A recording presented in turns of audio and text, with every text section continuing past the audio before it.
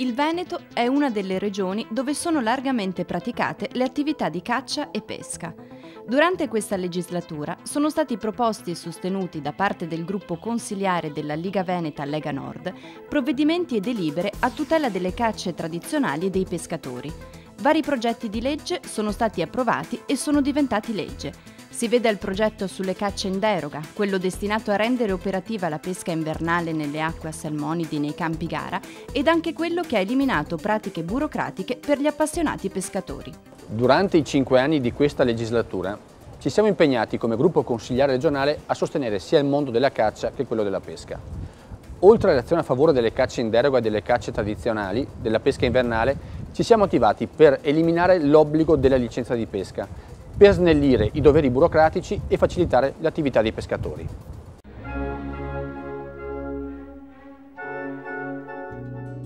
Il Veneto è la regione delle partite IVA. È il territorio dove maggiormente si concentra il lavoro autonomo.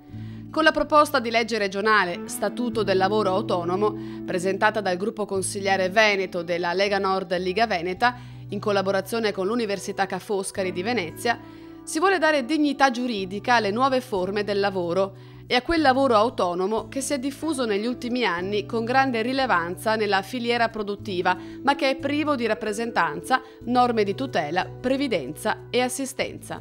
Il progetto di legge sul lavoro autonomo ha lo scopo di valorizzare e aiutare i lavoratori autonomi e i cosiddetti lavoratori atipici.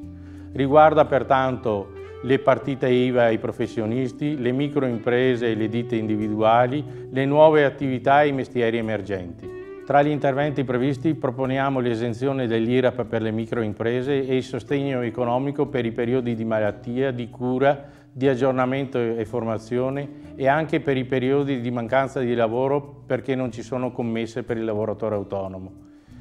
Prevediamo inoltre delle forme di tutela e di garanzia nel caso di ritardati pagamenti e il sostegno alle iniziative dei giovani e delle donne che vogliono mettersi in proprio.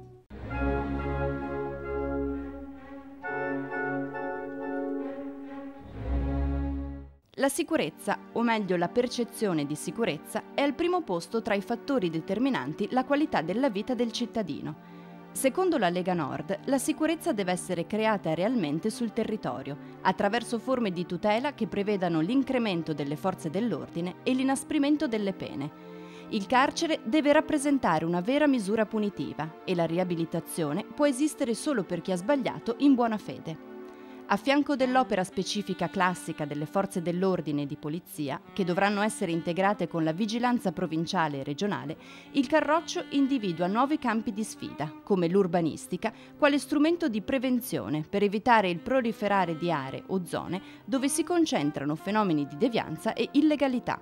Gli extracomunitari andranno monitorati e registrati, non l'indulto, non qualsivoglia forma di sanatoria. Dobbiamo contrastare la proposta fatta dalla sinistra per dare voto agli extracomunitari.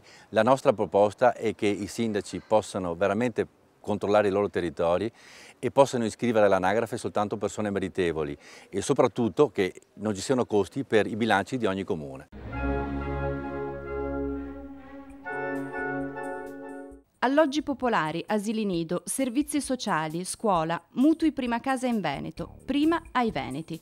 Questa è la proposta della Lega Nord che attraverso il pacchetto Prima ai Veneti, contenente 6 progetti di legge, punta a favorire chi è nato o risiede in Veneto da almeno 15 anni. Per esempio, per quanto riguarda l'assegnazione dei buoni scuola, si prevede l'istituzione da parte della Regione di un fondo per le famiglie a basso reddito, derivante dai soldi versati dalle tasse dei contribuenti.